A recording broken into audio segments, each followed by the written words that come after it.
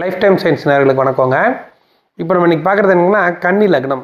கன்னி லக்னத்திற்கு புதன் திசைங்க. புதன் எந்தெந்த இடத்துல இருக்கணும், ஏன்னா கேந்திராதிபதி ஆயிரம் வந்துடுறாருங்க. கன்னி லக்னத்திற்கு கேந்திராதிபதியாக வர்றதுனால அவர் எந்தெந்த இடங்களில் இருந்தால் நல்லது. பொதுவாக உபய லக்னத்துக்கு லக்னாதிபதி மறைகிறது நல்லதுங்க. இப்போ அது லக்னத்துக்கு எந்தெந்த இடங்களில் இருந்தால் அவர் நன்மைகளை செய்வார், அந்த லக்னாதிபதியை எப்படி ஆக்டிவேட் பண்ணுறார் அப்படிங்கிறத இப்போ நம்ம சார்ட்டில் காட்டுறோம். பாருங்கள், கன்னி லக்னங்க.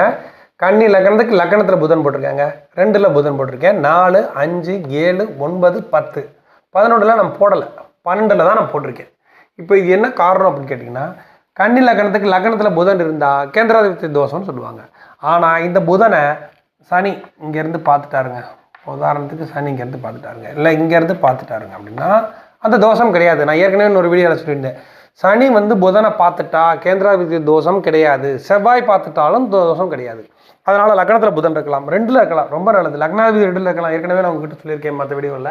அதே மாதிரி 2ல் இருக்கிறது நல்லது. 3லையும் 8லையும் இருக்கக்கூடாதுங்க. இந்த லக்னத்திற்கு மட்டும் புதன் 3, 8ல் இருக்கக்கூடாதுங்க.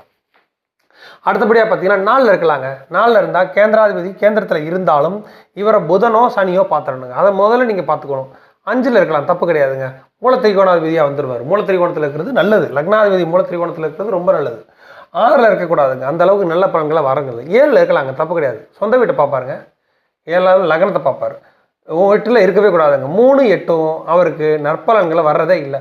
9ல் இருக்கலாங்க, மூலத்திரிகோணத்துக்கு வந்துட்டாருங்களா, நல்ல பலன்களை வாழுவாங்க. 10ல் இருக்கலாங்க, சொந்த வீடுங்க, இருக்கலாம்.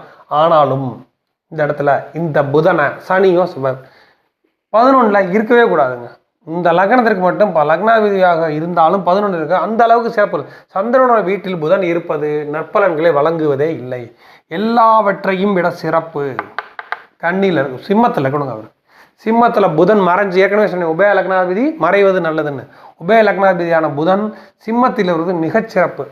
அவர் கெட மாட்டார், நட்பு வீட்டில் ஸ்ட்ராங்காக இருப்பார், நல்ல அமைப்போடு இருப்பார். அதனால கன்னி லக்னத்திற்கு சிம்மத்தில் புதன் இருப்பது மிகவும் சிறப்பு. இப்படி இருக்குதா அப்படிங்கிறத பார்த்துக்கணும். என்னதான் இருந்தாலும் புதனை சனியும் செவ்வாயும் பார்த்துட்டா நல்லது, இங்கே இருந்துட்டா ரொம்ப நல்லது. இப்போ உங்கள் ஜாதகத்தை எடுத்து பாருங்கள், புதன் எங்கே இருக்கிறாரு லக்னத்துக்கு போங்க.